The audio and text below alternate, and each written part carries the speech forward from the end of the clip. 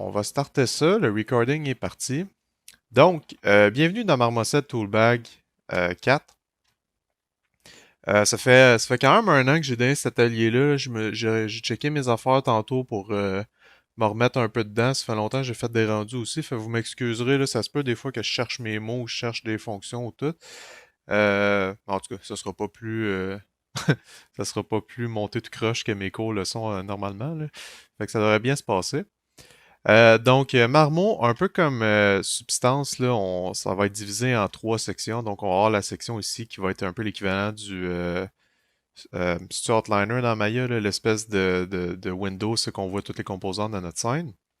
On va avoir nos settings ici de nos composantes spécifiques. Donc, comme on peut voir ici, j'ai déjà trois composantes qui viennent de base et chacune ont leur setting individuel.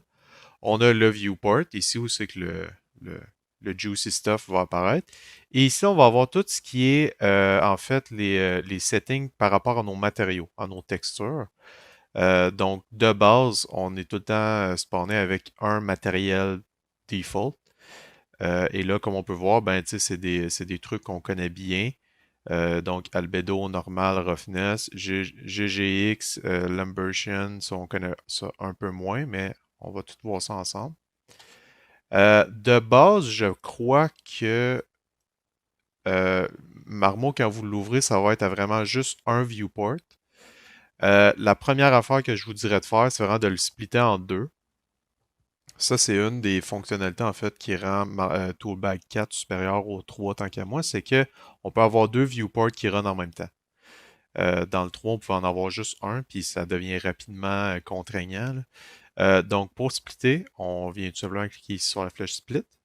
Et là, ben, vous pouvez le splitter comme vous voulez. Moi, j'aime bien le faire vertical, mais ça, c'est votre choix. Donc, ah oui, pour ce qui est des questions, j'ai pas mentionné, pas besoin d'attendre, ok? Là, moi, je vais vous avouer, c'est la première fois que je fais un atelier sur Meet. Ça me tentait pas de repayer une licence pour Zoom. Fait que là, je sais pas trop s'il y a un système de main levée ou whatever comme dans Zoom, là. Je pense que ouais. Yes, ok, parfait. Ça fait un bruit en plus, that's it. Fait que si jamais vous avez une question, c'est ça, faites juste lever la main. Puis je vais arrêter, je peux répondre sur le coup.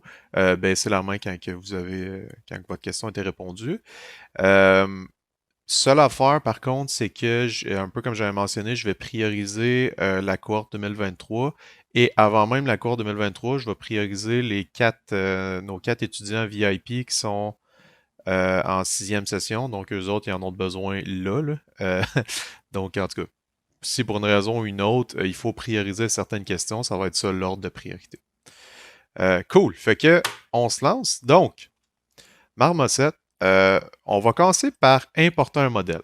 OK? Et le modèle que je vais importer, ça va pas trop nous déstabiliser. Ça va être le fameux marteau, OK, qu'on connaît bien, dont je me sers souvent. Parfait, je record encore. Donc, j'ai mon File Explorer ici avec mon mesh et mes textures qui n'ont pas été renommées. Là, je les ai juste exportés en 4K rapidement. Et ce qui est cool dans Marmot, c'est qu'on peut tout simplement drag and drop nos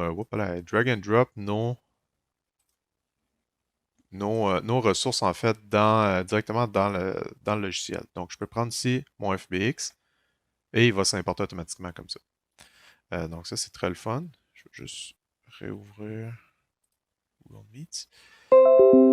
Ensuite, pour ce qui est des textures, ça, on peut aussi drag and drop.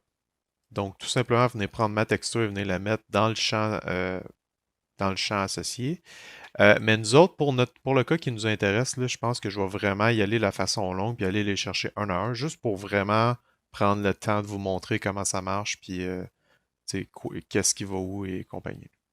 Donc, on peut commencer. Fait que, premièrement, on va aller sur mon default material qui a été créé, qui, si je ne me trompe pas, c'est ça, et mon matériel qui est directement appliqué sur mon mesh. Aussi, si jamais ça va trop vite, là, interrompez-moi. Il n'y a vraiment pas de stress. Encore là, levez la main, puis faites juste me le dire. Donc, ici, normal, ben, je vais tout simplement aller chercher ma normale. Donc, qui devrait se trouver, en fait, on va faire ça vite. Je vais aller chercher, évidemment, DirectX, pas la normale ordinaire, on s'en rappelle. Et là, déjà, premier piège, ok, dans lequel il faut faire très attention. Marmoset utilise le système de normal OpenGL. Euh, comme on se souvient, Unreal utilise DirectX, donc dans Substance, on utilise aussi DirectX normalement. Donc là, on a comme deux systèmes qui ne sont pas nécessairement compatibles. Donc, quand on importe notre normale, qui elle est en DirectX, c'est très important de venir cliquer ici sur Flip Y. Et ça, en gros, ben, ça va venir la transformer en DirectX. On peut même voir la différence. Donc, si ma section avec mon tape, si j'enlève le flip Y, il y a de l'air un peu étrange. C'est comme s'il rentrait en dedans. C'est comme super logique. Alors que là, ben, il y a de l'air beaucoup plus clean. Ensuite, donc, albedo, ben, c'est ma couleur. OK, c'est assez évident. Ensuite, roughness, c'est déjà c'était. Ça se peut que quand que vous ouvrez Toolbag, qu'il soit seté à gloss. Euh, je sais pas si je me rappelle pas à quel point j'en avais parlé durant les cours, mais il y a présentement du moins, là, il y a deux façons de faire des textures. Donc, en mode PBR, qui est ce qu'on a vu dans mon cours, donc Metalness, Roughness et compagnie, et la version Spec Gloss, qui est une façon qu'on utilise beaucoup moins, mais qui était comme la version. En fait, c'était la seule façon de faire avant que PBR arrive. Et que c'est ça, ça va utiliser des channels gloss et specular pour gérer les réflexions. Bref, je ne veux pas me perdre dans les détails, mais tout ça pour dire que si ici, microsurface, c'est à gloss, ben vous pouvez tout simplement cliquer ici sur gloss et venir sélectionner roughness. Et là, ben, même chose, on peut aller chercher ma roughness. Ensuite, reflectivity, même affaire, ça se peut que ce soit spécular. Dans notre cas, c'est metalness. On va aller chercher metalness. Là, je pourrais aussi aller. Pardon. Excusez-moi. Je pourrais aussi aller chercher mon occlusion en l'activant comme ça ici, qui est en fait ma map EO, qui est de base, là, qui est tout le temps sortie dans Substance quand on fait un export là, super de base. Moi, dans mon cas, je peux bien aller la chercher, mais tu sais, comme on voit, là, ça change pas grand-chose dans ma vie, là, ça reste pas mal pareil, fait que, en tout cas, c'est juste pour vous montrer que c'est là. Le reste, on s'en préoccupe pas trop pour l'instant. On va pouvoir y revenir tantôt, mais ça, c'est vraiment le setup de base pour importer nos textures. By the way, ma scène, qui sera pas elle, là, on va en ouvrir une autre, mais je vais la publier, en fait, je vais faire un lien WeTransfer que je vais domper sur les groupes et les chats, fait que vous pourrez aller la downloader si vous voulez checker un peu c'est quoi mes settings. Puis le lien WeTransfer va juste expirer, je pense que c'est 7 jours, fait que vous aurez le temps de le downloader. Donc, ça va jusqu'à maintenant, j'ai pas trop de questions. Cool. Raphaël, ta main est levée. Tu l'as levée tantôt. Je sais pas si tu avais encore une question ou. Non, non, j'ai oublié de le... Ah, ok, parfait. Cool. Fait que on continue. Fait que comme je disais, euh, on va ouvrir notre vraie scène de rendu. Où c'est que mes settings sont déjà toutes bien rentrées. C'est pour ça que j'en ouvre une autre. Donc, on va skip.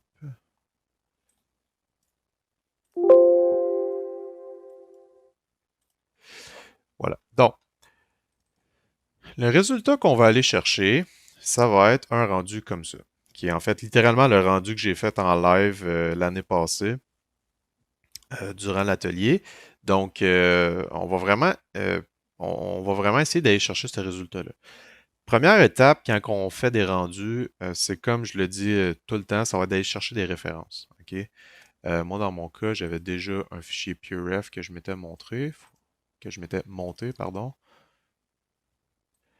Mais les refs, ça va vraiment être vital. Puis si vous pouvez aller chercher des refs de projets semblables aux vôtres, c'est encore meilleur. Parce que c'est ça qui va vraiment nous permettre de nous inspirer puis de trouver des angles qui sont intéressants. Fait que par exemple, ici, moi, j'avais tout ce qui était mes refs de modeling et texture, on se rappelle. Mais ici, c'est des refs que j'ai été chercher qui sont des refs vraiment de rendu de présentation. Donc, moi, j'aimais bien, tu sais, un marteau, c'est un objet qui est très simple, qui n'est pas nécessairement très intricate à montrer. Je n'ai pas nécessairement besoin d'avoir de close-up dessus. Mais ça ici, par exemple, j'aimais bien cette espèce de présentation-là où c'est qu'on avait le même objet sous plusieurs angles dans le même rendu, tu sais, qui est fait en format paysage. Donc, tu sais, c'est quelque chose qui se lit bien là, sur ArtStation. On peut juste l'ouvrir puis ça remplit bien l'écran. Un peu pareil ici. Puis ici, ben, une autre façon de faire, une vue un peu plus orthographique, mais ça aussi, j'aime bien ça. J'en ai fait quelques-uns pour mon propre portfolio. Euh, Puis là, ensuite, ben, j'aurais pu y aller avec des vues un peu plus à angle. Moi, personnellement, souvent, je suis un peu moins. J'ai un cerveau un peu cartésien, là. J'aime ça y aller avec des rendus un peu plus orthographiques, avec moins de profondeur comme ça ici, mais tu sais, je trouvais qu'il y avait de quoi d'intéressant avec les deux. Voyons, je me rappelle plus comment ça s'appelle ça, là, mais en tout cas, les deux pinces au milieu. Donc, ça va être ouvert dans mon autre écran que vous ne voyez pas. Et on va essayer de faire ça. Donc, mon marteau ici a exactement le même setting que ce qu'on a vu tantôt. Euh, donc ça, je pense qu'il n'était pas activé tantôt dans mon autre scène de base, qui est le Clear Coat Reflection. Ça, si vous voulez, vous pouvez l'activer. Je le mets à GGX. Ok. Je vais être honnête avec vous, je ne sais pas exactement qu'est-ce que ça fait, mais je sais que quand je l'active, c'est un petit peu plus beau. C'est comme rajouter un peu de sel sur son plat avant de le manger, là, comme c'est juste une petite coche de plus qui rend tout un petit peu meilleur. OK? Fait que ça, on l'active. Mais le reste, les settings étaient pas mal identiques. Je regarde pour dire, voir si je dis pas de la merde. Tout est beau. Alright. Donc,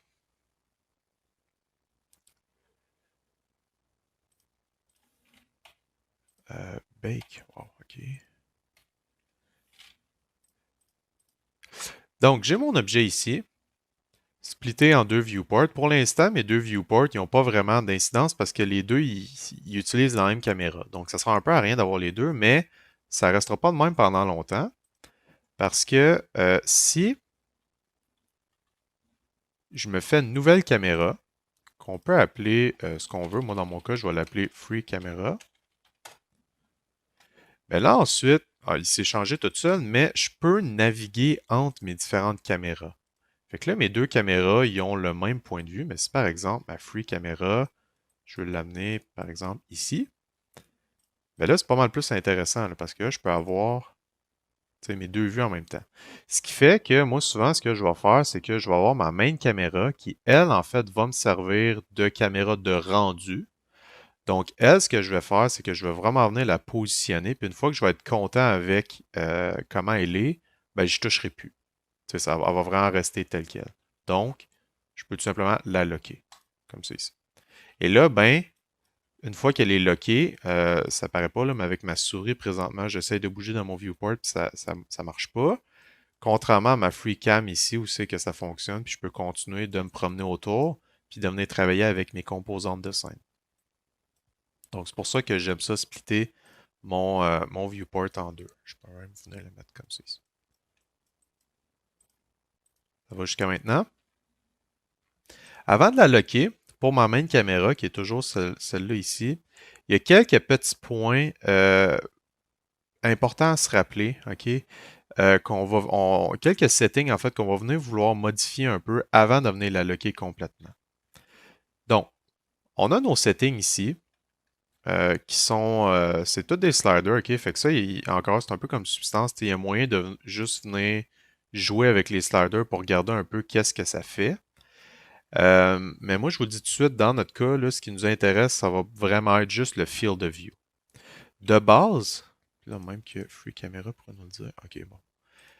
De base, si je me trompe pas, je vais me partir une nouvelle scène juste pour voir.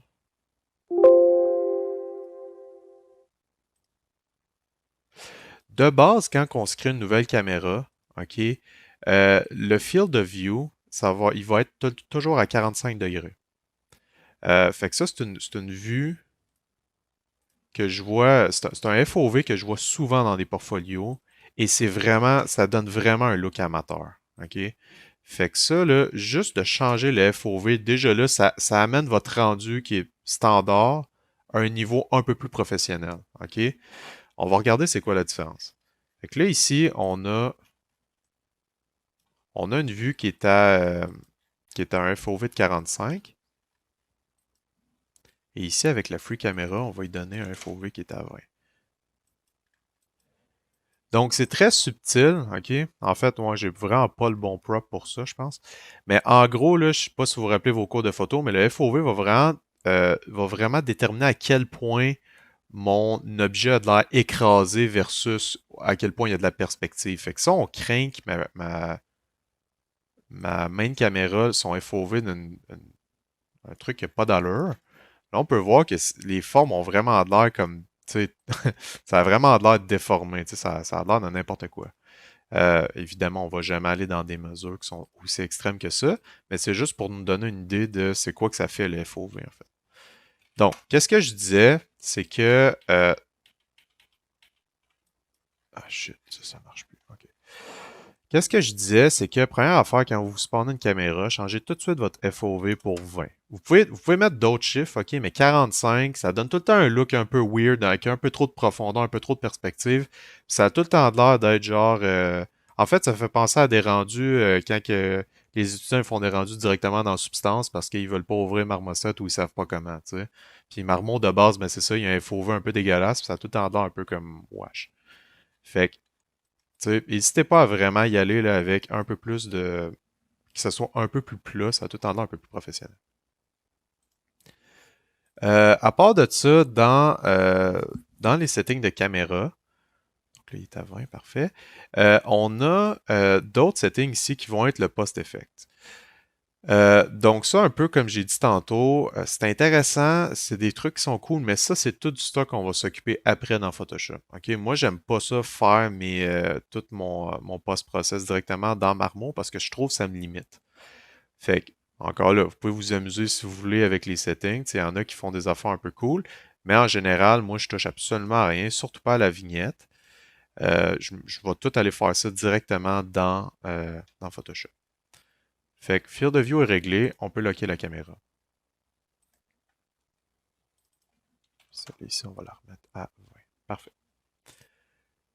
Ensuite, render. OK, ça, en fait, ça va être les settings de rendu de ma scène. Fait que ça, encore là-dedans, il y a tout plein d'affaires avec lesquelles on peut venir jouer. On va pas toutes les regarder ensemble. Il y en a quelques-unes qu'il faut que vous reteniez, OK? Entre autres, le fameux Ray Tracing, qu'on entend souvent parler, là. Ray Tracing, c'est nouveau dans Toolbag 4. Il n'était pas là dans le 3. Et ça fait vraiment la différence. OK? Donc là, pour moi, il est coché de base. Si je le décoche, on voit tout de suite la différence. Tu sais, c'est vraiment. C'est littéralement un bouton genre Make my shit better. Là. Tu sais, c'est vraiment cool, mais il faut savoir bien l'utiliser aussi. Donc, évidemment, on va venir l'activer. Et là, de base, je me souviens pas, ça vient avec quel setting? Mais c'est ça, tu sais, les bounces de base sont à 1, transmission à 4, blablabla. Donc ça, c'est la partie qui est un peu poche, sur laquelle je ne vais pas m'éterniser, parce que moi-même, euh, en fait, c'est tous des settings qui m'ont été donnés par un de mes amis, qui m'a expliqué comment que lui faisait ses propres rendus. Puis il m'a tout dit, ah, bounce, met 15, transmission, met 15, puis tout ça, met 50, blablabla. Sample, met 2000, puis j'ai juste fait, ok, pas de trouble, j'ai pas posé de questions, puis j'ai fait ce qu'il m'a dit de faire, et ça donnait un résultat quand même cool. Fait que ça, encore là, vous pouvez regarder, vous pouvez prendre un screenshot, whatever. Ça va être dans le vidéo et je vais donner ma scène encore une fois. Fait que vous pourrez venir toute la décortiquer puis venir faire des comparatifs là, avec une scène vierge. Mais en gros, là, si je passe tranquillement pas vite, donc c'est ça. De mémoire, là, il y avait le bounce, transmission, les samples. Le reste, je suis pas sûr. J'avais activé mon ambient occlusion. Le reste, je suis pas sûr qu'il y avait autre chose. Pas là-dedans, en tout cas. Fait que voilà. Fait que ça, on peut fermer cet onglet-là. L'onglet Output, donc ça, c'est assez évident, ok? Fait que ça va être, dans le fond, tous mes settings qui vont exporter mon image, ok? Donc, mon rendu. Donc là, bien évidemment, je peux venir rentrer ma résolution, mon format, je peux dire où c'est que je veux pitcher mes rendus. Euh, y a-t-il autre chose? Le denoise, je m'en sors pas trop. Vidéo, dans notre cas, ça ne nous intéresse pas. Render caméra de base, lui, il va tout le temps prendre votre caméra de base. Donc, moi, je l'avais renommé main caméra. Mais si, par exemple, je voudrais faire un rendu de... Qu'est-ce qui se passe? Pourquoi j'ai pas... Ok, changer de caméra. Pardon. Si, par exemple, je voudrais faire un rendu de ma FreeCam aussi. Excusez, je vais boire de l'eau.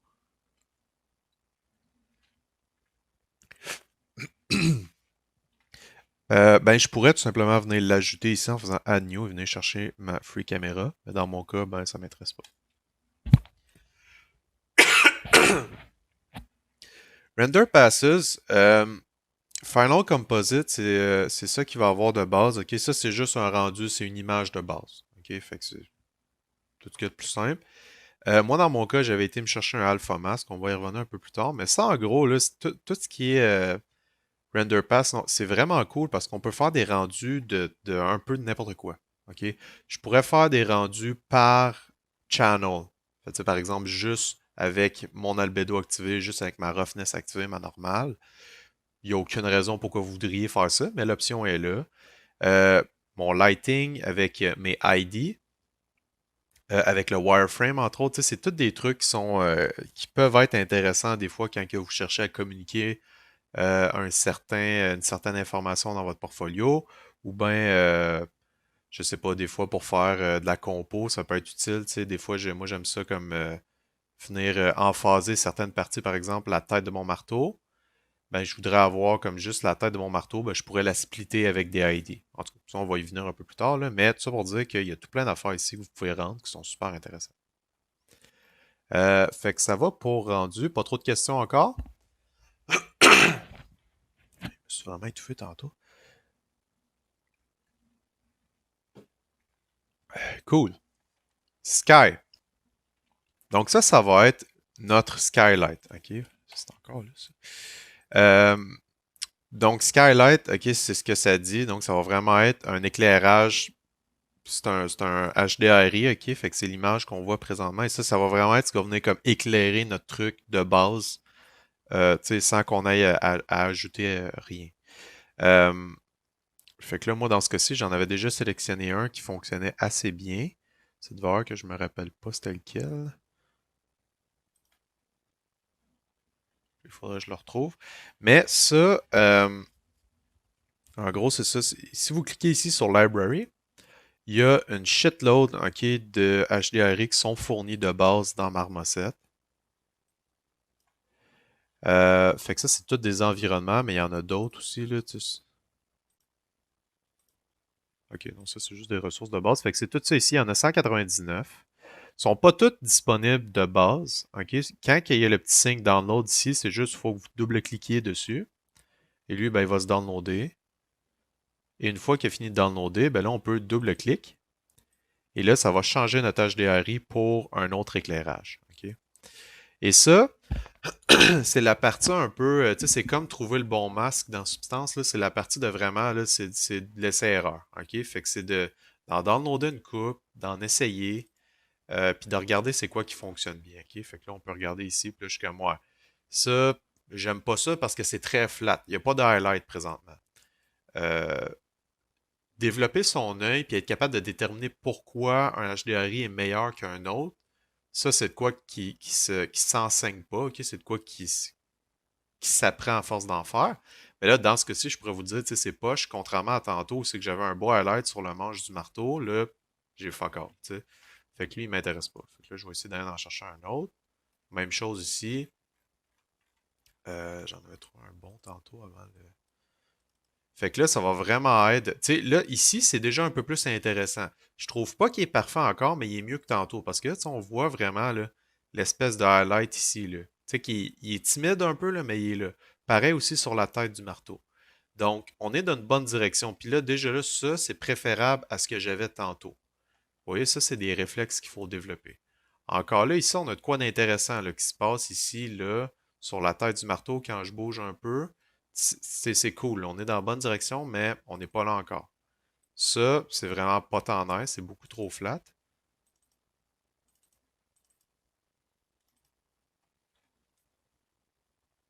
Donc, ça va vraiment être de, je m'excuse, c'est peut-être un peu poche comme partie d'atelier, là, mais c'est vraiment d'essayer de trouver la bonne affaire, puis ça va être de laisser erreur. Fait que là, moi, le mien, ça devait être un de ceux-là. Tu vois, je me rappelle pas c'était lequel. Je vais toutes les downloader, puis on va toutes les essayer. Ah, fait que là, tu sais, vous voyez, là, déjà là, on commence à avoir quelque chose de pas mal plus intéressant. Faut faire attention aussi avec les palettes de couleurs qu'on va aller chercher, parce que vous voyez, celui-là ici, La couleur est beaucoup plus chaude, ok? Donc c'est du orange, du jaune. C'est beaucoup plus chaud, contrairement à lui qui est beaucoup plus froid. On se tient plus dans du bleu, dans du vert. Il n'y en a pas un qui est meilleur que l'autre. Ça dépend vraiment juste du style de rendu que vous voulez aller chercher. Ça ici, très contrasté, trop contrasté. Ça, c'est comme beaucoup trop blasté. J'aime pas ça. Ça ici, c'est le contraire. C'est beaucoup trop flat. Il n'y a pas assez de highlight. Ça, on a déjà une meilleure balance entre les deux, mais un peu trop blasté à mon goût.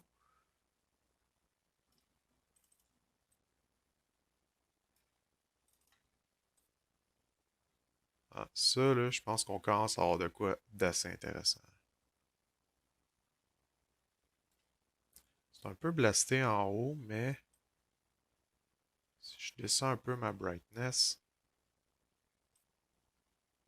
ici, là, on se ramasse avec de quoi d'intéressant. Donc, autre setting que j'ai pas mentionné, mais on a la brightness ici avec lequel on peut venir jouer. Donc ça, ben, ça fait exactement ce que vous le voyez, là, ça va venir comme affecter à quel point le HDRI il est puissant, à quel point il est fort.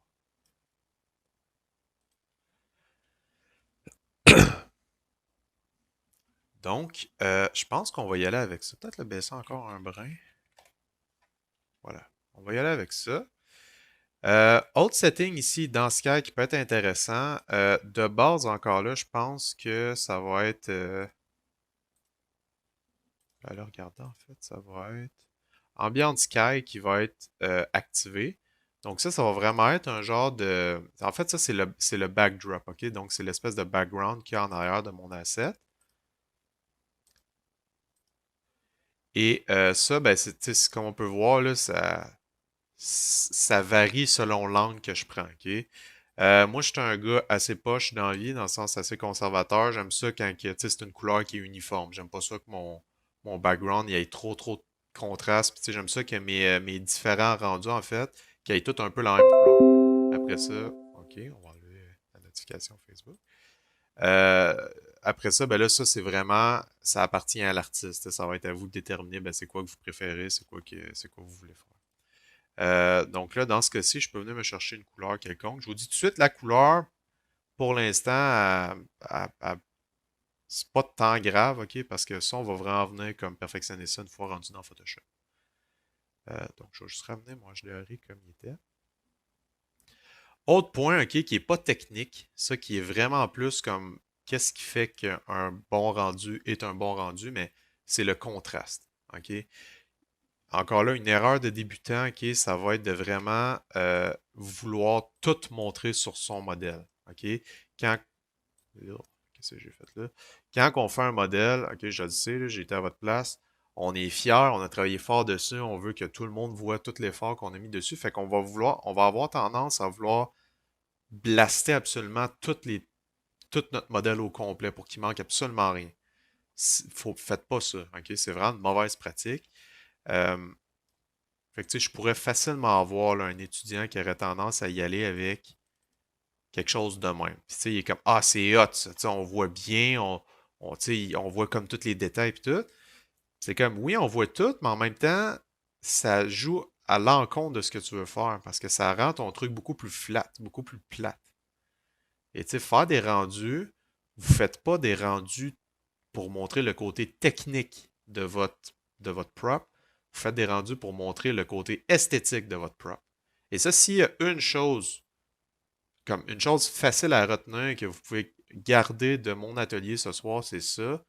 Faites vos rendus pour montrer le côté esthétique de vos props et non pas le côté technique. Le côté technique, faites-moi confiance, si vous avez le côté esthétique, vous allez pouvoir défendre le côté technique une fois rendu en entrevue. Ils vont vous demander, ah ben là, comment tu as fait tes textures là? T'avais combien d'ID là-dessus? C'était quoi ta résolution? C'était quoi ton wireframe avait l'air de quoi? Vous allez faire pas de trouble, vous allez tout pouvoir dire ça en entrevue. Mais dans un portfolio, moi personnellement, je regarde jamais ça quand je check des portfolios, puis en fait, ça me gosse. Comme je vois un wireframe, là, puis quand je m'en calisse de ça, je veux juste voir ton prep, je veux juste voir s'il est beau. Euh, Fait que c'est ça. Si vous avez quelque chose à retenir, là, c'est vraiment ça. Fait que là, vous voyez la différence entre les deux, là. Ça a beaucoup plus de caractère, ça a beaucoup plus de punch. Puis j'ai quasiment rien fait, là. J'ai juste switché d'un truc à l'autre. Ça va? Ah, ça. Y a-t-il autre chose à retenir? Il y a d'autres fonctionnalités, ok, que moi j'utilise moins. Fait par exemple, on peut mettre des child light puis whatever, mais comme Moi, je m'en sers pas, là, fait que je vais pas vous les montrer. Euh, Fait que je pense qu'on serait pas mal prêt à embarquer dans l'éclairage, on va dire un peu plus poussé. Dernière offre, il n'y a personne qui a de questions. Moi, j'assume qu'à date, tout est clair, là. Comme s'il y a quelque chose qui n'est pas clair so far, c'est le moment de poser une question. Je regarde en haut parce que mon meet est là, mais... Moi, j'aurais peut-être une question. Yes. Rendre un matériel two-sided, c'est-tu possible? Euh, Là est bonne question. Je sais pas. Je sais pas. Faudrait que je check. J'ai jamais eu à faire ce type de rendu-là.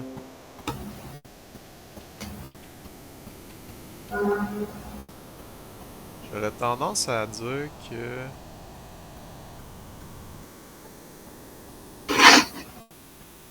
Ah ah, ok. Ça va être dans les settings de mesh. Ça va être ici. Donc, Call Black Faces. Donc, je vais le refaire. Je m'en viens ici sur mon mesh, mon FBX. Je clique sur le petit plus. Et ça va être vraiment mon mesh en tant que tel. Et j'ai l'option ici dans Mesh Call Black Faces. Puis ça, ben, c'est ça que ça dit. Ça dit, est-ce que ça va rendre le backside des polygones? Donc, est-ce que ton truc va être two-sided ou non? Moi, dans mon cas, il est coché, mais il pourrait être décoché parce que j'ai pas de plane, en fait. Présentement, c'est tout des polygones. Parfait, ben, ça marche. Merci. Cool. En général, je te dirais d'éviter d'utiliser des matériaux two-sided, mais en jeu vidéo, du moins, là. Mais ça, c'est une autre discussion pour un autre atelier. Euh, Excusez-moi. Donc, j'imagine qu'il n'y a pas d'autres questions. On peut poursuivre. Fait que faire des rendus, ok, c'est vraiment plus simple que ce que ça en a l'air.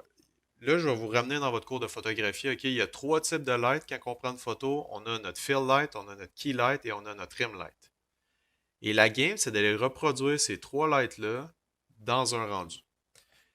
Et Marmoset vous facilite beaucoup la job parce que elle va s'occuper de deux de ces lumières. Oui, deux de ces lumières-là. Deux de ces lumières-là pour vous. OK? Euh, Votre key light et votre fill light vont être toutes gérées par le sky, la skylight. La skylight, par définition, c'est une fill light. OK? On se rappelle, j'aurais peut-être dû commencer par une petite définition, là, mais les fill light, donc ça va être l'éclairage d'ambiance, OK? Qui ne met pas de focus nulle part, mais qui éclaire un peu tout pour qu'on voit avec quoi qu'on travaille. OK? La key light va vraiment être donc les highlights. Donc dans mon cas, ça serait ici l'espèce de reflet qu'il y a sur le manche du marteau. Et la rim light, on y arrive dans pas long. Et là, comme je vous dis, Marmot s'occupe déjà de deux de ces lights-là pour vous. Avec le skylight que j'ai choisi, donc le HDRI, lui, ben, évidemment, par définition, il va faire ma fill light, mais il vient aussi faire ma key light. Si j'étais allé avec mon autre euh, euh, HDRI que j'ai sélectionné tantôt, là, en tout cas, je pense que vous vous en rappelez, là, mais là, j'aurais pas nécessairement eu ma key light, ok? Parce que là, c'était vraiment éclairé à grandeur, comme on voit, il est pas vraiment, mon œil n'est pas vraiment attiré nulle part, là, c'est juste tout éclairé pareil, alors que celui-là ici, ben là, on voit que mon œil va comme instantanément être un peu plus attiré par ça ici. Fait que ça nous laisse juste la troisième, la rim light à faire. Puis c'est une des plus faciles, en fait. Donc la rim light, on se rappelle, on l'a déjà un petit peu ici, là, ça va être vraiment un éclairage qui arrive du derrière et qui va vraiment servir à venir découper notre forme de son background. OK? Euh, donc, euh, donc c'est ça. Fait que c'est ça qu'on va chercher à l'écrire. Fait que ce que je vais faire, c'est que dans ma FreeCam, je vais venir me positionner stratégiquement en arrière de mon objet et je vais venir me poser où est-ce que je pense que ce serait pertinent d'avoir une rim light. OK? C'est pas obligé d'être parfait, là, c'est vraiment juste une approximation. Donc, je me dis qu'à peu près comme ça ici, là, ça aurait du sens. T'sais, ma rim light serait comme à peu près là, elle viendrait chercher tout ça ici. Ça serait cool, j'aime ça, on va s'essayer pour ça. Donc, une fois que je suis dans ma position, je m'assure que mon FreeCam ici est sélectionné, mon viewport FreeCam est sélectionné. Et en haut à gauche, j'ai différentes composantes ici que je peux venir spawner. Donc, tantôt, j'ai spawné une caméra Ou en fait, je ne me rappelle pas si je l'ai fait, je m'excuse si je ne l'ai pas fait. Mais ça, c'est comme ça qu'on fait spawner une caméra. C'est ça quand il fait ça. Et bien évidemment, on peut venir se spawner une lumière. Donc juste à côté, on a New Light. Les autres affaires, bon, ça c'est pour importer un modèle. Ça, moi, je m'en sers jamais. Ça, c'est pour baker, c'est une autre affaire. Et ça, je sais pas c'est quoi. Fait que ça servait absolument à rien que je monte tout ça, mais bref. Je vais venir me spawner une light. Donc là, si je regarde, la light, c'est vraiment là, positionné où ma caméra était. Et là, ben, j'ai toutes mes... Je vais vraiment pouvoir venir jouer avec cette light-là. Donc, je peux venir la déplacer si je veux. Je peux venir la rotater. Je peux venir faire ce que je veux avec. Et ben, nécessairement, vu que c'est une composante de ma scène, ben, j'ai tout un paquet de settings que je peux venir changer aussi. Donc, le type de light. Moi, je vous dirais, essayez de rester en spotlight. OK? Je vais peut-être pas trop m'embarquer précisément, mais en tout cas, Omni, c'est... Essayez de ne pas utiliser ça, OK? La plupart du temps, je vous dirais, là, ça part si c'est quelque chose de très spécifique. Directional, en tout cas, whatever, restez dans Spotlight. Si vous êtes capable d'avoir un bon Spotlight comme bien fait, en théorie, vous n'aurez pas besoin des autres. OK? En théorie. La couleur, donc évidemment, ça le dit, OK? Euh, une autre erreur que des juniors vont avoir tendance à faire, ça va être de toujours rester dans le gris, OK? Donc, dans des teintes de gris, dans du blanc, dans du noir. Euh, j'ai été coupable de ce péché-là, OK? Je l'ai fait pleinement quand j'étais au NAD et même après. C'est important d'aller chercher de la couleur dans vos rendus. OK? C'est important d'aller chercher du contraste, oui, au niveau de l'éclairage, mais au niveau des couleurs aussi. Donc, venez balancer des couleurs chaudes avec des couleurs froides, créer des effets de style. Ça vient vraiment donner un kick à vos rendus. Ça vient vraiment faire de quoi d'intéressant. Même que là, je suis en train de me dire, j'ai un exemple parfait en tête que j'aimerais vous montrer. Si je suis capable de le trouver en dedans de 30 secondes, on devrait être chill. Ok, je l'ai trouvé. Donc ça, c'est un bon exemple. En fait, je vais... Donc, on a ce projet-là ici. On va créditer l'artiste qui a fait une très belle job. Et ça, en fait, je trouve c'est vraiment un bon exemple d'un éclairage qui est bien contrasté. OK? Donc, sur le haut ici, on va avoir un éclairage qui va être un peu plus froid, qui va être plus dans des teintes de bleu pâle. On peut même dire des teintes de blanc, OK? Mais c'est très, très glacial, très froid. Alors que le gros spotlight qui s'en venait d'en dessous, OK, lui va être beaucoup plus chaud. Donc là, c'est vraiment du orange là, très assumé. Là, si on voit ici, du orange jaune. Et ça donne un effet de style qui est très intéressant, qui est très, très cool. Et ça va être un peu... tu sais, ça, moi, je considère que c'est un exemple un peu extrême parce que je trouve que sa couleur orange est très saturée. Moi, personnellement, j'aurais été, comme je dis, je suis un peu conservateur dans mes rendus. J'aurais pas été aussi extrême que ça, mais on peut pas dénier que ça donne un hostie de beau résultat. Puis que moi, je fais pas ça parce que je me trouve pas assez bon pour aller là, tu sais, mais que définitivement, c'est une bonne direction à prendre. Fait que, en tout cas, je voulais juste comme imaginer un peu de quoi ça pourrait avoir l'air. Donc là, pour l'instant, on peut suivre mon propre conseil. On va venir essayer d'aller chercher une couleur un peu plus contrastée. Puis on va laisser ça de même pour l'instant, on va y revenir. Ensuite, bon, ça ici, brightness, ça va être l'intensité de la lumière. La température, c'est lens flare. Lens flare, moi, je touche jamais à ça. Ça, c'est tous des settings avec lesquels on peut venir jouer plus tard. Cast shadow. Moi, dans mon cas, c'est un marteau. OK? Donc, les ombres que ça va projeter sur soi-même, parce qu'il n'y a pas d'environnement autour, c'est assez réduit, on s'entend. Mais si j'ai un objet beaucoup plus complexe, comme un véhicule, un chariot, par exemple, ben là, il va y avoir beaucoup plus de composantes individuelles. Donc, ça va caster beaucoup plus de shadow. Fait que c'est là où c'est que ça va être important de le cocher ou de le décocher, dépendamment de c'est quoi la lumière qu'on a. OK? Dans mon cas, moi, je vais la laisser cocher. Area Shape, on a le choix en sphère et rectangle. Mes spots, je les mets tout le temps en rectangle. Parce que, en venant changer ici les dimensions de mon rectangle en question, comme on peut voir ici là, dans ma FreeCam, ça vient vraiment comme changer à quel point mon spot il prend de l'espace. ben ça peut venir affecter comment il vient refléter sur mon objet comme c'est ici. Fait que là, on le voit pas très bien probablement parce que ma couleur me donne pas de chance. On va venir mettre un éclairage bleu dégueulasse juste pour qu'on le voit un peu mieux. Et là, comme vous pouvez voir, là, on a notre rim light, on la voit bien ici, mais elle se perd beaucoup plus qu'on descend en bas. Fait que ça, des fois, pour remédier à ça, on peut venir justement jouer avec les dimensions de mon spotlight. Et des fois, ça va venir nous aider. C'est pas parfait, mais des fois, ça va venir nous donner un petit coup de main. Comme là, vous voyez, même en venant mettre des valeurs extrêmes, où c'est que ça vient même chercher ici, j'ai toujours pas le bon. Ma rimlight est toujours pas assez forte. OK?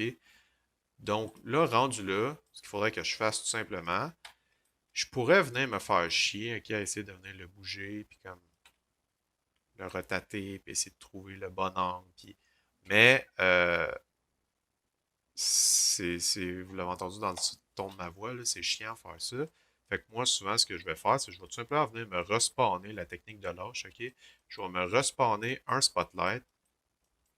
En fait, je vais même le mettre en angle en dessous, un peu comme lui a fait. C'est sa lumière vient du dessous, là. Je vais tout simplement servir de ma caméra pour venir me spawner une nouvelle light, comme ça ici. Et là, ben, la game, ça va être de venir rejouer encore une fois avec mes settings pour essayer d'avoir un résultat qui me plaît un peu plus. Fait que là, tu sais, on voit ma rimlight, elle pop légèrement plus, mais là, je trouve, elle est un peu trop, elle est pas assez sharp, tu sais, elle est un peu trop floue. Là, on va regarder un peu s'il y a moins de jouer ici. Comme là, vous voyez, elle est beaucoup trop soft. Ah ah, vous voyez comme là, mes dimensions étaient beaucoup trop élevées, puis c'est ça qui rendait ma rimlight beaucoup trop soft en fait. Fait que je me suis fait prendre à mon propre jeu. Ben là, tu sais, je pense qu'on a de quoi d'intéressant. Fait que là, ben justement, c'est le temps de venir comme expérimenter un peu plus avec la couleur et avec la brightness. Donc là, vous voyez dans ce cas-ci, en fait, on va peut-être même aller chercher une couleur un peu plus froide pour ça ici. Je pense que ça pourrait être intéressant.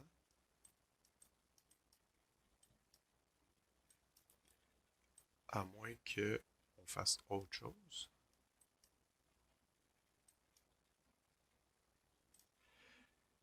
Fait que ça, c'est la partie tough, OK? Parce que c'est vraiment. Il n'y a pas de recette, OK? Je peux pas vous dire comme rentrer ces chiffres-là, puis tu sais, checker telle affaire. C'est vraiment, il faut que vous fassiez confiance, puis il faut surtout que vous gagnez de l'expérience. Fait que, tu sais, de faire des rendus le plus possible, de pratiquer, de venir regarder, tu sais, avec des références, c'est quoi qui pop moins. Venez jouer avec les settings. Des fois, là, juste venir craquer notre réflexion un peu plus, ça vient donner un coup de main, ok? Ça vient rendre nos trucs un peu plus cool. Fait que je me rappelle plus c'était lequel, je pense. Ah, c'est le gloss ici. Des fois, là, ça, je viens tricher, ok? J'active ici dans Clear Coat Microsurface, je viens activer mon gloss, puis je viens le craquer un peu. Puis ça va juste venir donner un petit coup à ma réflexion, que ce soit légèrement plus réflectif. Puis pas tout le temps, là, mais des fois, ça me donne de quoi d'intéressant. Ok? Là, dans ce cas-ci, ça change pas grand-chose. Mais c'est vraiment de faire de l'expérimentation, ok? Fait que faut vraiment pas négliger les rendus, ok? C'est vraiment essentiel. C'est vraiment dommage, en fait, je trouve que le NAD offre pas vraiment de ressources aux étudiants pour comprendre comment faire des beaux rendus, ok? Mais bon, faut composer avec ce qu'on a. Euh, Fait que c'est ça, c'est vraiment d'expérimenter. Là, en fait, je me suis fait penser à quelque chose.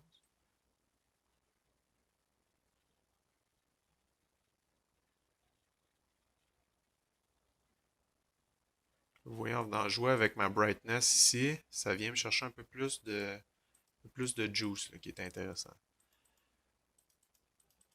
Mais vous voyez, là, dans ce cas-ci, je suis pas fan de ma point light, excusez-moi, de ma rim light. Pourquoi je suis pas fan? Parce que quand on la regarde en on-off, je trouve que quand c'est à on, je me ramasse un peu dans le même problème que j'avais tantôt avec le, voyons, avec l'autre skylight qu'on avait, c'est que tout a de l'air un peu flat. OK? Parce que ma rim light est comme trop agressive ici, ça vient trop proche de ma pointe light là. Fait que là, il va falloir que je vienne modifier un peu. Premièrement, je vais venir comme rotater un peu ma skylight, ok? On est chercher un autre angle.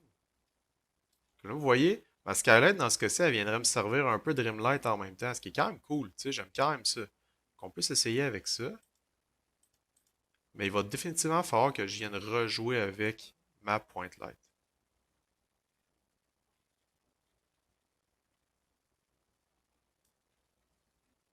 Avec ça, de quoi ça a l'air? Ouais, c'est déjà un peu mieux.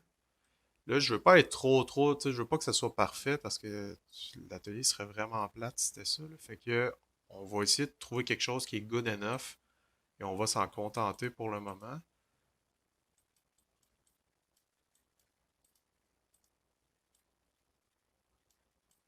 Oh boy. Fait que good enough, je pense que ça va être ça.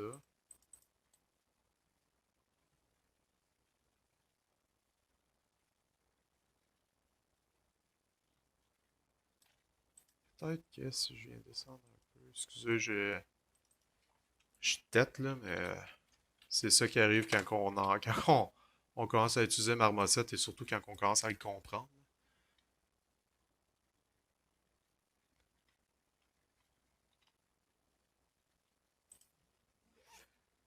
Donc, on va y aller avec ça. Il nous reste 10 minutes. Ok, j'ai encore le temps. Pas trop de questions jusqu'à maintenant?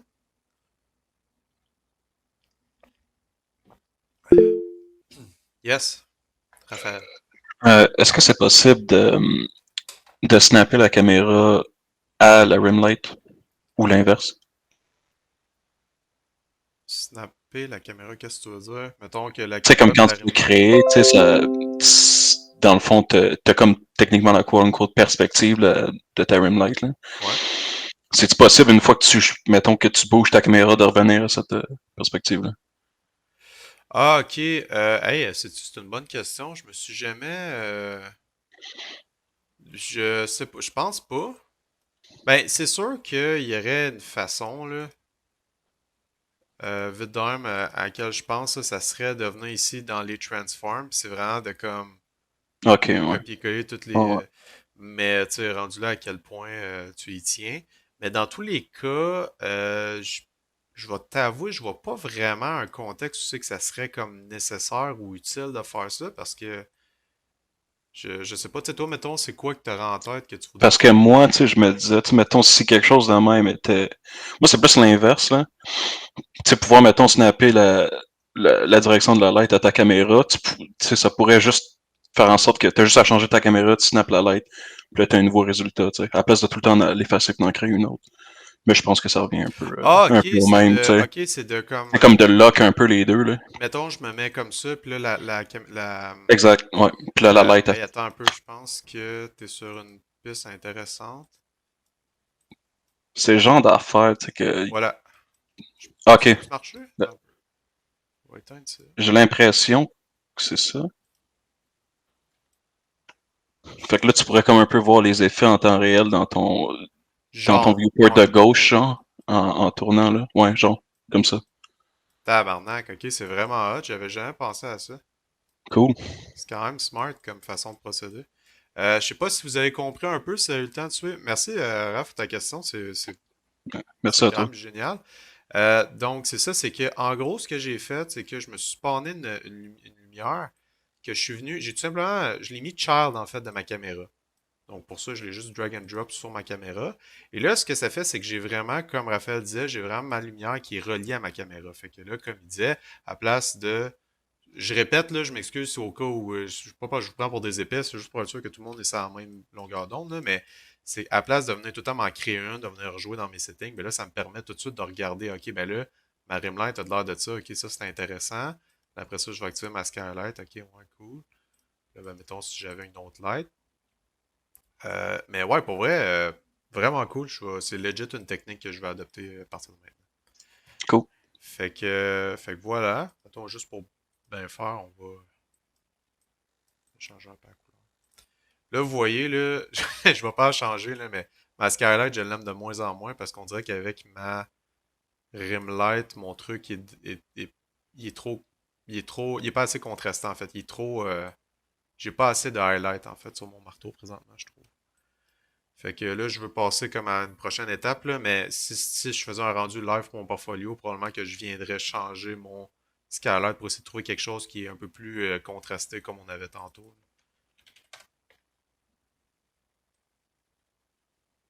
Anyway. Euh, Fait que voilà, je check le temps, là, c'est parce que le call il finit bientôt. Il va bientôt falloir switcher à l'autre. Fait que je pense que dans peut-être 4 minutes, là, je vais closer ce call-là. Puis on pourra se rejoindre dans l'autre tout de suite après. Donc, on va être pas mal rendu. On va être rendu au rendu, ouais, c'est le cas de le dire.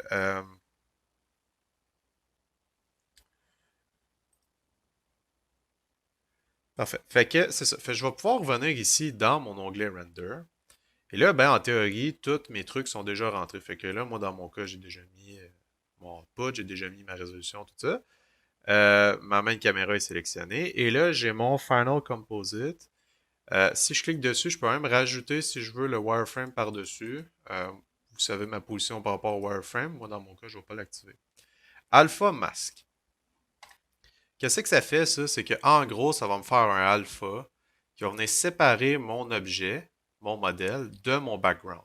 Donc, un alpha, on se rappelle, c'est une forme blanche sur un fond noir, ou vice-versa. Et ça, je vais vouloir m'en faire un parce que c'est pratique à avoir un masque. Puis il est déjà fait, j'ai pas besoin de le faire dans Photoshop. Fait que je vais vouloir rendre les deux. Watermark, évidemment, on l'utilise pas quand on peut se le permettre. Euh, Fait que je pense qu'on est pas mal tout beau. Donc, on va pouvoir faire render. Et là, ben, il va prendre son temps pour faire un rendu. En même temps, je vais ouvrir mon directory.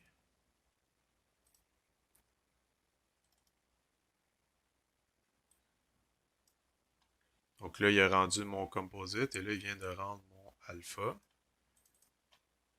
Donc là, quand on peut voir ici mon alpha, moi ça blast, mon alpha ici, ben, il n'y a pas de fond, en fait, c'est juste ma forme noire. Et mon rendu en tant que tel, ça va être ça ici. Ça, c'est un rendu qui date de l'année passée. Ça va... Oh, je trouve que j'ai fait une meilleure job cette année. Donc, ça va donner ça mon rendu. Donc, il n'y a pas de fond qui vient avec. Et c'est exactement ce que je veux. Je pense en fait ça serait un bon point pour comme closer ce call-là puis switcher à l'autre. Donc je vais juste vous rappeler que le lien pour l'autre call est dans le serveur Discord, peu importe duquel vous arrivez. Fait qu'on. Moi je vais arrêter l'enregistrement live là. Alright, donc. euh,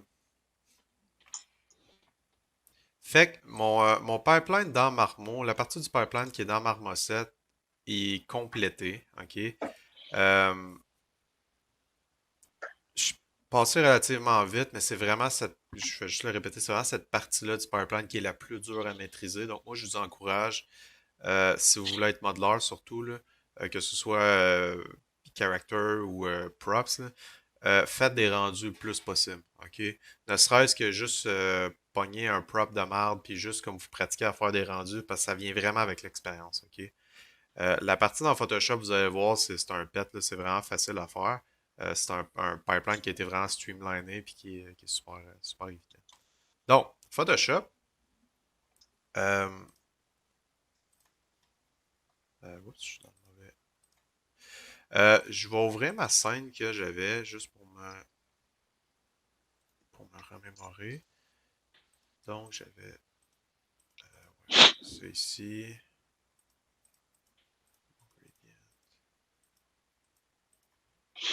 Parfait. Il y a quelqu'un qui n'est pas muté.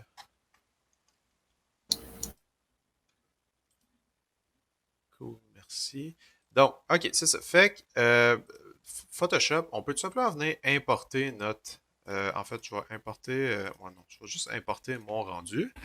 Et là, ben, par-dessus, si je veux, je peux venir importer mon alpha, qui va traîner là pour l'instant. Je m'en servirai pas tout de suite. Mon rendu, je vais l'appeler base. Et là, c'est là aussi que je vais pouvoir venir me faire un fond, ok, donc un background X. Ok, je peux faire ce que je veux.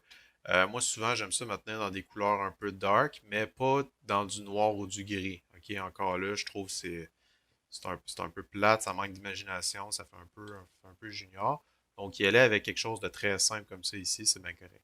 Et il y en a des fois qui font une job, ok, tu sais, qui vont vraiment venir faire comme un beau backdrop avec du grunge dedans, tu sais, de la smoke, tout ça.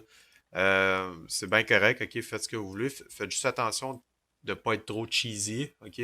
Genre faire des flamèches de feu dans les airs pis tout, là, c'est super quétaine, là. Fait que, tu sais, restez sobre, mais, tu sais, amusez-vous si ça vous tente. Fait que, tu sais, là, ça, là, je suis comme... Moi, c'est ma palette. On peut le voir avec mon t-shirt, là. Genre, moi, j'aime bien ça dark. Fait qu'on va... Mais par contre, vous voyez, parenthèse, là, moi, j'aimerais ça, à un moment donné, commencer à expérimenter pour faire des rendus sur des backdrops blancs. Ça, c'est tu sais, c'est plus complexe parce que là, c'est comme une autre palette de couleurs complètement. Mais, anyway. Fait que, tu sais, vous n'êtes pas obligé d'aller dans du dark, c'est ça que je veux dire. Donc, Alex, excuse. Je yes. pense que tu n'as pas partagé ton écran. Ça se peut-tu? C'est que je suis calme. Ah, merci. Ouais, pas mal mieux de même. Hey, je suis désolé, j'ai complètement oublié. Au moins, j'ai tout enregistré sur la vidéo, fait que au moins vous allez pouvoir voir ce que j'ai fait dans le vidéo, mais vous n'avez pas manqué grand-chose. Tout ce que j'ai fait, en gros, c'est j'ai juste importé mon image, puis je me suis fait un background. Ok? Euh, donc, ouais, c'est ça. Ouais. Donc, on va pouvoir commencer à faire le post-process. Fait que je vais tout simplement venir prendre mon rendu, je vais le mettre dans un groupe que je vais appeler post. Et là, je vais vous montrer 95% de la job que je vais vouloir faire, ok? Puis là, je suis en train de dire ça, puis j'ai oublié l'option était où. Nice. Ça a valu la peine de checker avant l'atelier.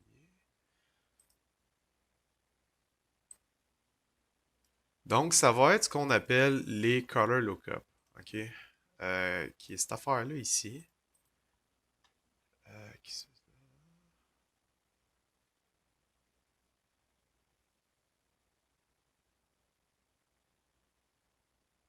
Asti, je peux pas croire, j'ai oublié c'était où cette option-là. Ça? Non, c'était pas ça. Bon, sorry, je m'excuse infiniment. Je vais regarder vite vite.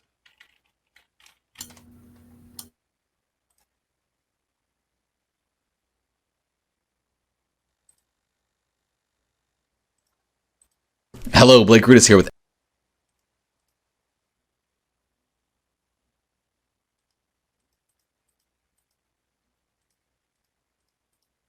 Excusez, c'est encore un peu. Ça fait vraiment longtemps, mais il me semble qu'il est dans le bouton FX de Photoshop, en dessous des calques. Ouais, je viens de le trouver au moment où tu t'es mis à parler. Oui.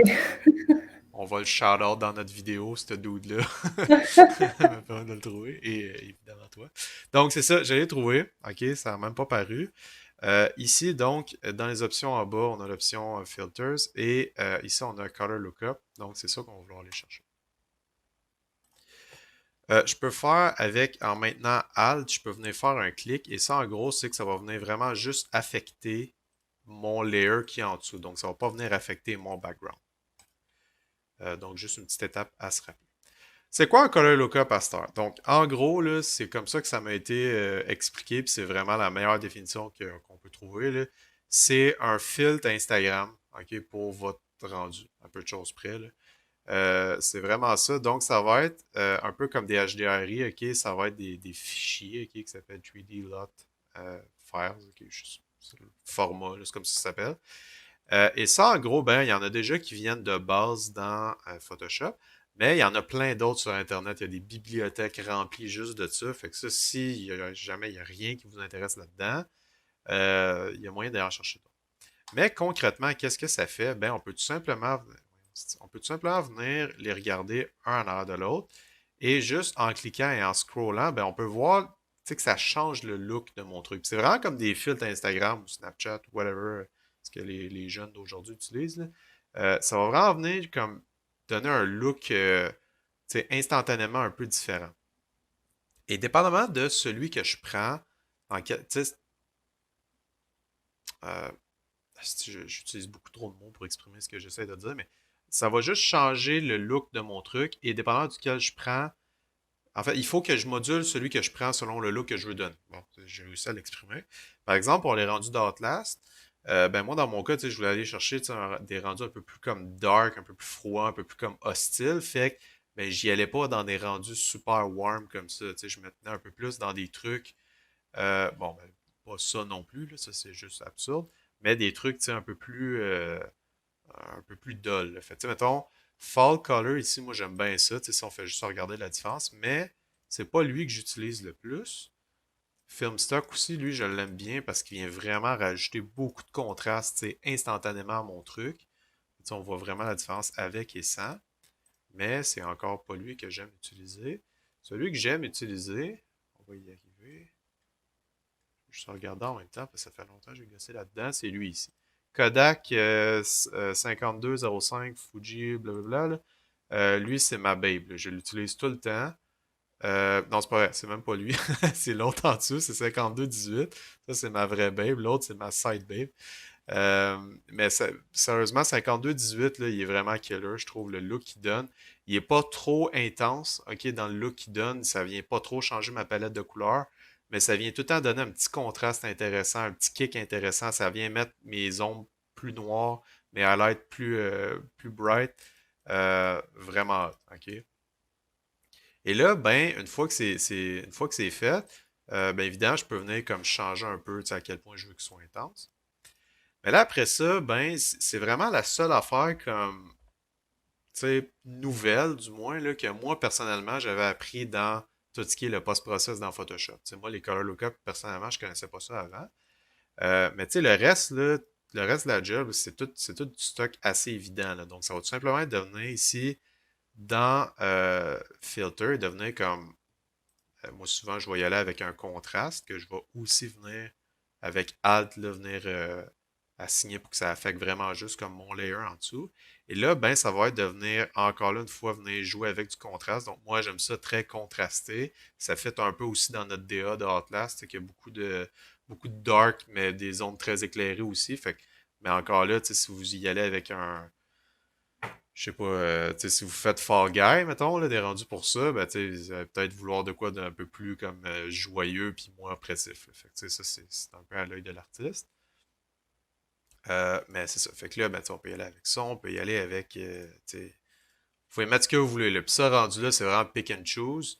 C'est vraiment de regarder ce que vous, ça vous tente de faire. OK? Et ce qui est intéressant, c'est par exemple, si moi je voudrais avoir de la saturation parce que, tu sais, j'aime le look de ça, mais je voudrais juste que, tu sais, mon tape ici, il splash un peu plus, tu sais. Mais pas le reste, tu sais, le manche, là, je trouve ça un peu trop intense. Mais là, ce qui est cool, c'est qu'avec les masques, ben là, vous pouvez venir dire à Photoshop, OK, ben là, je veux que tu affectes vraiment juste cette zone-là, mais pas le reste. Fait que, tu sais, là, j'ai mis un masque noir, fait que là, il affecte absolument rien. Mais là, après ça, si je viens le voir, puis venir sélectionner une zone, j'ai utilisé Photoshop, ben, tu sais, là, je peux venir vraiment comme sélectionner la partie que je veux, qui soit un peu plus... tu sais, vous avez vu, là, pas besoin d'être super précis. Tu sais, là, je peux y aller vraiment intense si ça me tente. Tu sais, c'est vraiment laid ce que je fais, puis honnêtement, j'aurais pas de raison de vouloir mettre la saturation autant intense sur le tape, mais c'est juste pour vous montrer, tu sais, à quel point ça peut être... tu sais, à quel point on peut utiliser les outils. Un autre truc aussi que moi j'avais pas nécessairement soupçonné, mais qui encore là est très puissant, ça va être le gradient. Donc, je vais venir me mettre des couleurs blanc et noir et je vais utiliser le gradient comme ça. Et ça, souvent, ce que je vais faire avec ça, je vais me faire un gradient comme ça ici. Et là, ben, vous allez faire un peu comme, tu sais, de fuck, genre pourquoi? C'est que, en gros, moi, ce que je vais faire, c'est que souvent, j'ai comme une section précise de mon mesh où je veux que, tu sais, que ça attire un peu plus l'attention. Fait que là, par exemple, tu sais, le manche de marteau, il est cool, mais tu sais, je pense que le clou du... Je m'excuse, j'ai fait un jeu de mots sans le vouloir. Le clou du spectacle, ça va vraiment être comme un peu le top du marteau puis le tape. OK? Je m'écoeure quand je fais des jeux de mots, j'arrête pas de chialer après mon DA parce qu'il en fait plein, mais bon. Mais c'est ça. Fait que mon gradient, il va venir servir à ça. Il va venir comme, tu sais, juste tone down un peu le manche pour venir comme ramener l'œil un peu plus vers la tête du marteau. Mais là, évidemment, ben, ça marche pas. Fait que je vais venir changer mon blending mode ici. Donc, les blending modes, on se rappelle dans Substance, c'était de quoi que j'avais déjà mentionné. Mais ça ici, ça va être très, très, très, très utile. Donc, avec, ben là, pas Darken, mais oui, tabarnak, je suis une arrache. Avec un multiply, peut-être un overlay. Non, je pense que le multiply, ça va vraiment être le best. Et évidemment, en venant baisser pas mal l'opacité. Tu sais, ça va venir juste me donner un petit kick. Là. Ça donne un look un peu weird dans Previs comme ça, là, mais on zoome un peu. Ouais, ça gosse là, parce qu'il y a l'espèce de dégradé pixelisé, là, mais bref. Ça, le gradient, là, définitivement, c'est pas quelque chose à négliger. Ça peut être très très utile. Et là, ben, tu sais, moi j'ai fait un gradient en ligne droite, mais tu sais, il y a plein de façons, plein de modes différents de gradient qu'on peut faire. Là, tu sais, on peut faire des ronds, des formes, tout ça. Donc définitivement, là, c'est quelque chose à garder en tête. À Star, une fois que c'est fait, le cherry on top, ok, qui va vraiment faire toute la différence, ça va être le fameux sharpen. Ok. Ça, ce que je vais faire souvent, c'est que je vais avoir. Le sharpen, ça va vraiment être la cerise sur le sundae. C'est vraiment ça, l'étape que je fais quand il ne reste plus rien. Donc, ce que je vais faire, c'est que je vais prendre ici mon dossier, ok, post, donc post process. Je vais enlever le gradient, ok, parce que ça me gosse le look pixelisé. Et je vais tout simplement le dupliquer. Ok, fait que pour le dupliquer, je le drag et je le drop tout simplement ici sur le plus dans un carré. Et ça va en faire une copie. La copie ensuite, en l'ayant sélectionné, je fais CTRL-E. Et ça, ben, ça va me merger ça va tout merger en un seul layer. Donc là, ben, ce layer-là, c'est en fait exactement ça. Donc c'est tout ça, mais collapsé sur un seul layer. Je pense que c'est assez évident. Cool. Donc, ensuite, Sharpen. Sélectionne mon layer. Je vais venir ici dans Filter, Sharpen, et je vais venir sélectionner Smart Sharpen. Et là, ça va m'ouvrir une fenêtre ici où c'est que je vais pouvoir aller faire gérer mes settings pour venir donner le résultat que je veux. Bon, Sharpen. Fait que ça, c'est vraiment comment dire, c'est le. Ben, j'ai déjà utilisé plusieurs synonymes, mais c'est vraiment la cerise sur le sundae. Ça va vraiment être la dernière affaire que vous venez faire pour vraiment comme juste venir donner un dernier petit kick à votre affaire. Vraiment juste faire genre, ah, tu sais, là, c'est crisp, c'est cool. Tu sais, déjà, on regarde, là, c'est déjà comme, on sent un peu plus la texture, c'est nice. Mais il faut faire attention quand on l'utilise. Ok, là, mon amount il est à 500%, ok, puis c'est beaucoup trop intense. Il faut faire attention de ne pas se ramasser dans quelque chose qui est trop sharp, parce que trop sharp veut dire noisy. Avoir de quoi de sharp et avoir de quoi de noisy, c'est deux affaires complètement différentes qui ne sont pas compatibles. Okay? Donc, il faut être très prudent, particulièrement si vous avez des textures qui de base sont très noisy pour x, y raison. Il faut être prudent un peu là, dans nos settings. Fait on peut venir en rajouter du amount, mais juste rester raisonnable là-dedans. Le radius, moi, je le monte pas plus que 1.3 parce que ça devient rapidement cancérigène. Okay? On dirait un meme curse de, je sais pas, de TikTok. Là. Mais c'est ça, il était à 1.3. Oups, j'ai fait Enter trop vite, excusez-moi.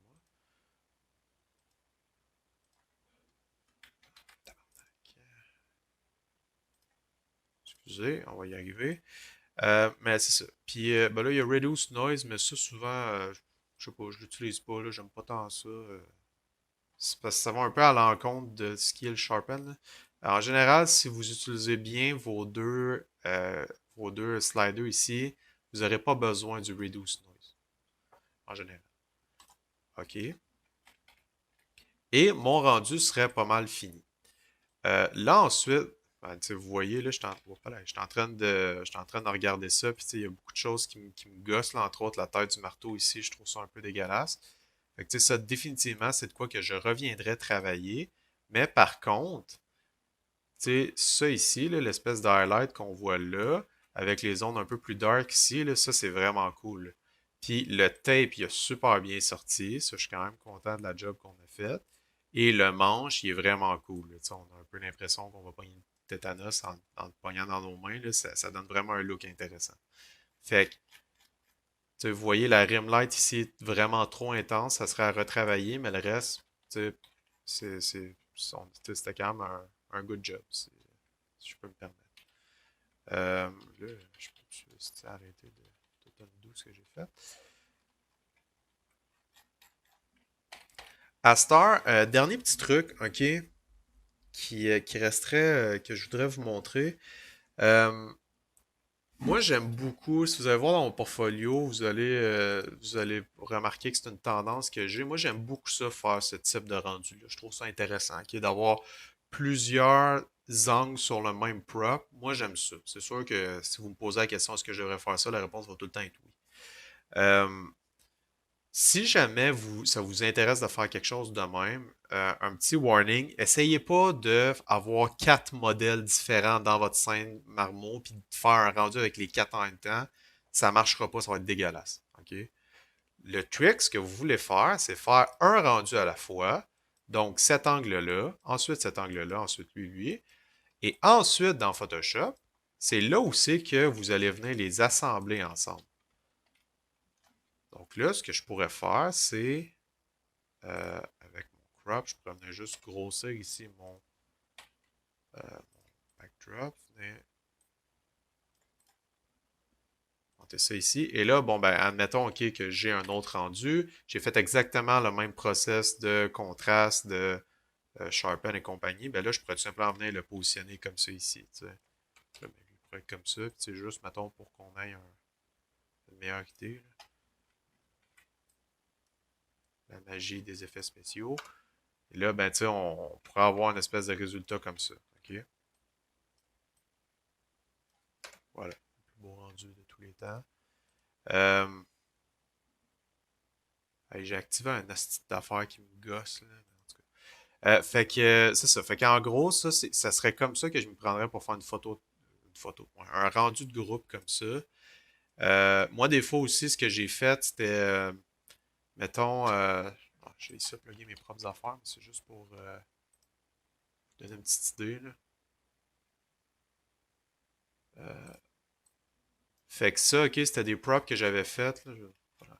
Ça ici, ok, donc c'était tous des props qui étaient un peu dans le même thème, ok, donc c'était tous des trucs par rapport à des portes. Puis je trouvais que c'était poche avoir un rendu pour, tu sais, comme une porte. Fait que je me suis juste dit, fuck it, je vais juste comme toutes les mettre sur le même rendu, puis ça sera ça. Fait que, ben, c'est exactement ça que j'ai fait. J'ai fait mon rendu de cette composante-là, ensuite cette composante-là, ensuite celle-là, puis ensuite je suis venu les assembler. Donc, tu sais, c'est pas nécessairement besoin d'être toutes le même prop. Mais tu sais, le reste, ben, tu sais, un peu la même affaire ici. Là. Fait que, tu sais, ça, c'est quand ce device-là il est ouvert, ça, c'est quand il est, quand il est ouvert, quand il est fermé. Mais tu sais, encore là, je suis juste venu les assembler. Anyway, je pense que vous avez compris. Vous n'êtes pas demeuré non plus. Là. Fait que voilà. Fait que j'ai-tu oublié quelque chose? Ben là, il y a l'alpha qu'on s'est pas vraiment servi, ok, dans ce cas-ci. Parce que c'était pas tellement nécessaire. Notre truc était quand même déjà bien composé. Moi, ça arrive des fois, surtout avec des trucs, tu sais, des formes un peu plus complexes qu'un alpha, je vais vraiment aimer ça, me le générer directement dans Marmo. Tu sais, il va déjà être fait. J'ai pas besoin de me faire chier à faire des manips dans Photoshop. Et ça, en fait, ce que ça va me permettre de faire, c'est que ça va me permettre de me faire des masques directement à partir de ça. Donc, si par exemple,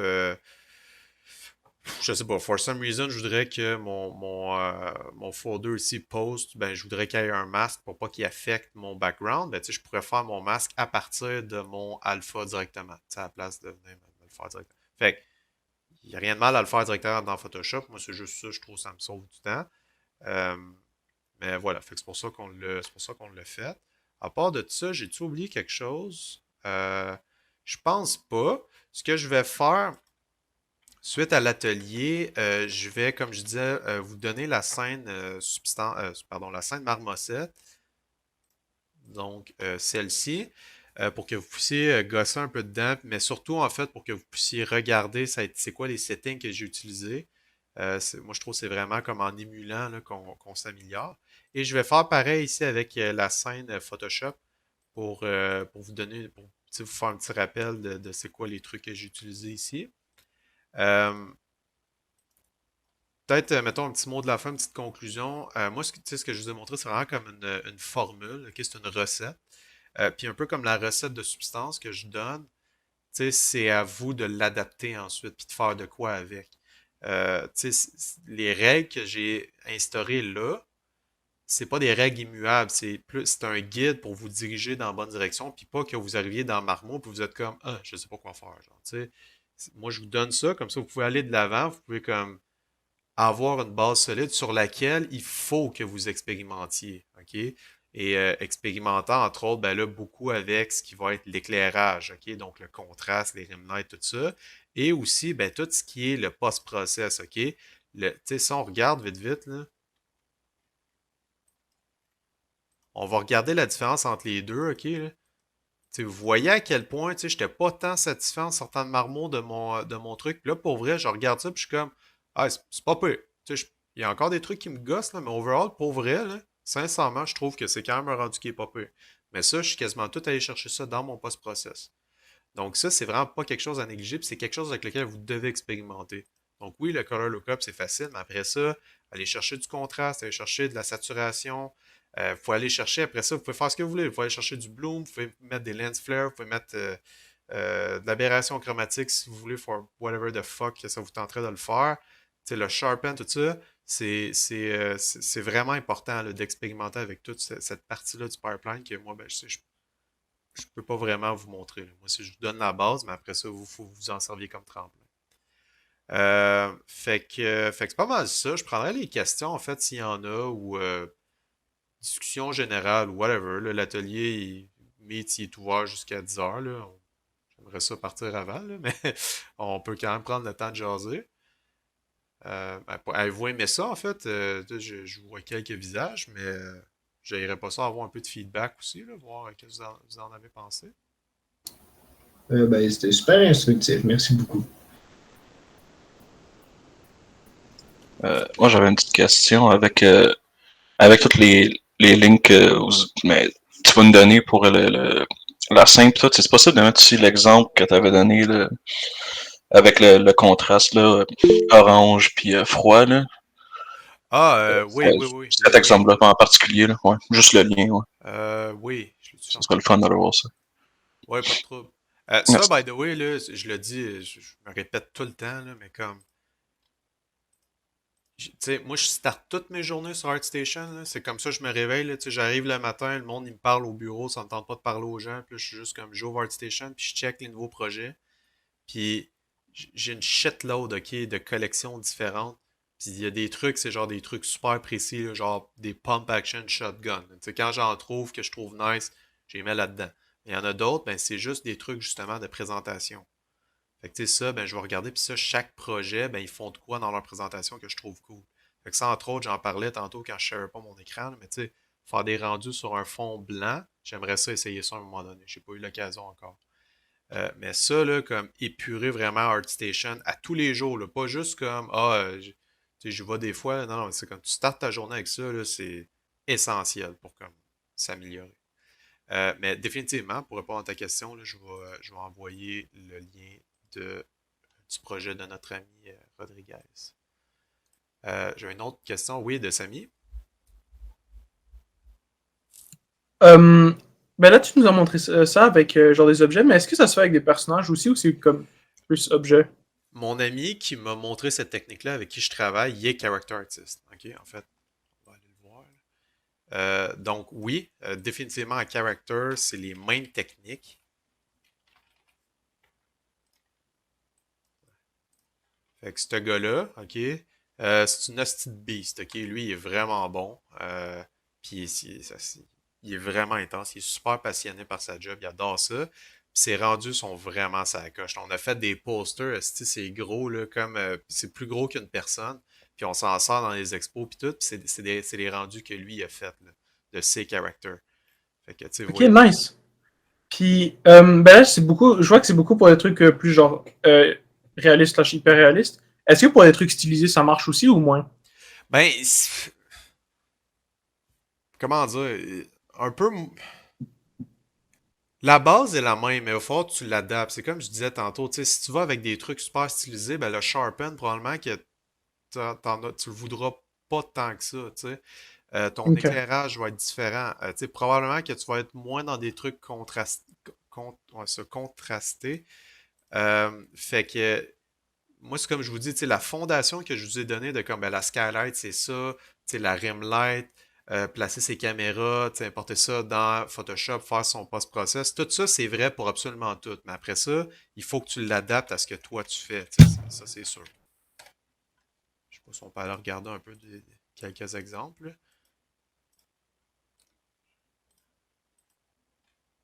Tu sais, c'est pas la même vibe que mon marteau, là. Tu sais, on Ouais. s'entend, c'est Puis beaucoup comment plus tu fais pour contrasté. savoir si le monde ils ont utilisé Marmoset? Euh, ben, Y a-tu genre d'autres logiciels que Marmoset? Il y a le logo d'habitude. Il y a le logo sur l'image. Ok. ouais, ben ça, c'est quand. Ça, c'est le monde pauvre qui ont ça, là. Non, je niaise parce que moi, j'ai la licence de la job, fait que je suis pauvre aussi, mais c'est parce que quand tu as la licence étudiante, tu es obligé d'avoir le logo. Fait que moi, ce que je faisais quand j'étais au NAD, c'est que je prenais la licence étudiante, mais je rendais sur un fond transparent, puis j'enlevais le logo après dans Photoshop. Mais il y a aussi Substance, ok, qui est l'outil de render. Je me rappelle pas si on l'avait checké ensemble, mais en tout cas, moi je l'aime pas tant, là, mais ça reste qu'il est quand même très puissant. Il y en a des malades mentales qui font des rendus directement dans Blender, Maya ou Max. Moi je comprends pas ça, mais bref, ouais. Il y en a qui le font dans Unreal. Pour des kits modulaires, entre autres, c'est vraiment pertinent. Puis ça, pour vrai, moi, c'est une corde qui manque à mon arc. Faire des rendus dans Unreal, j'ai aucune idée de comment ça marche.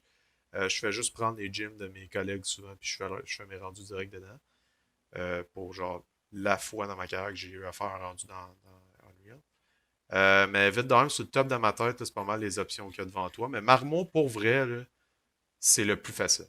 Comme il n'y a pas de Ok. raison de ne pas utiliser Marmot. Il est super intuitif. C'est la substance du rendu, en fait. Tu sais, substance, il y a moyen de faire de quoi de correct, même si t'es une marde en 3D, là. Ben, Marmot, c'est la même chose. Il y a moyen d'arriver à un résultat comme acceptable, tu sais, vraiment comme super chill, même si tu connais rien des rendus. Fait que, ouais, moi, je te dirais, il n'y a aucune raison de ne pas utiliser Marmot. Ok, merci beaucoup. Ça fait plaisir. Oui, David? Je pense que t'es muté, je t'entends pas.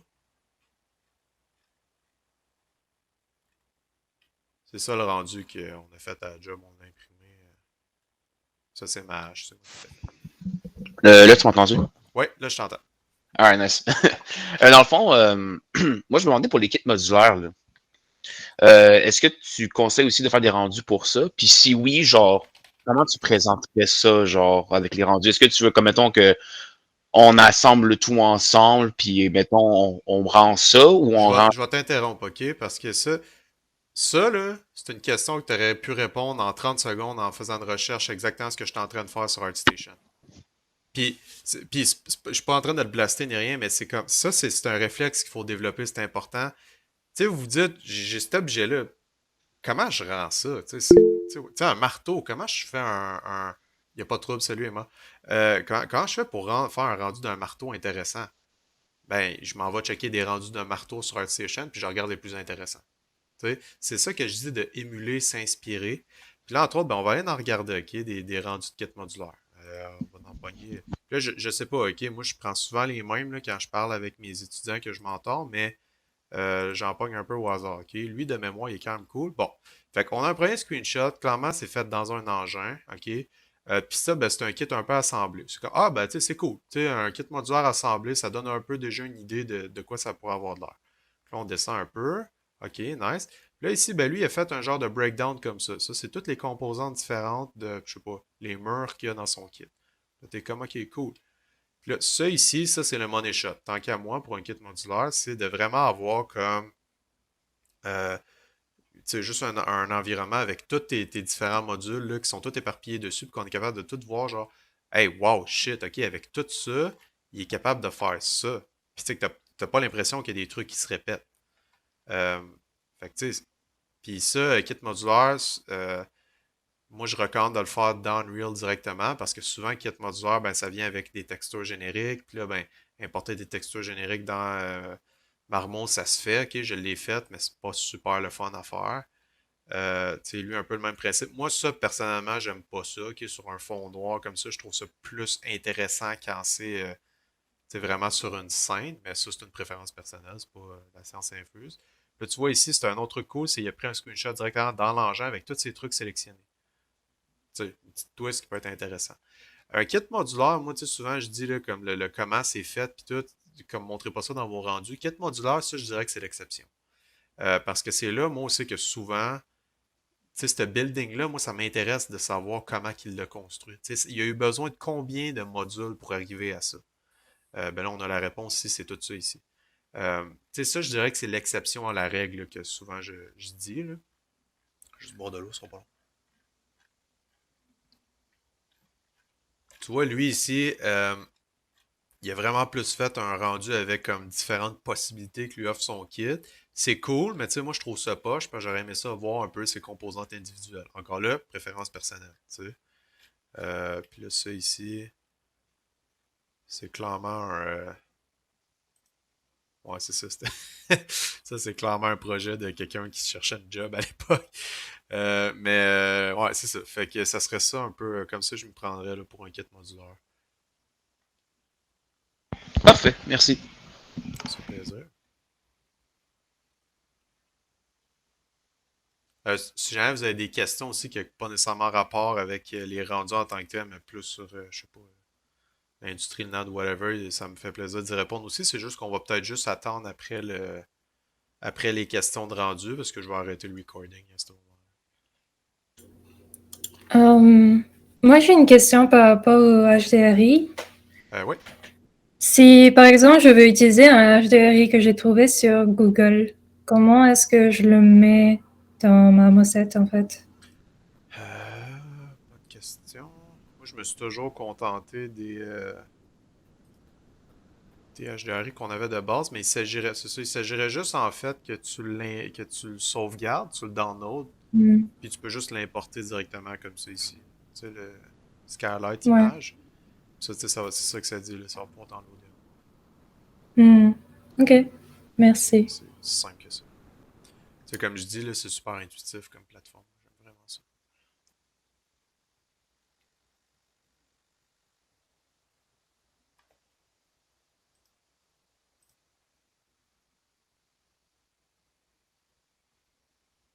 Cool. Bon, ben, je pense que je vais arrêter le recording.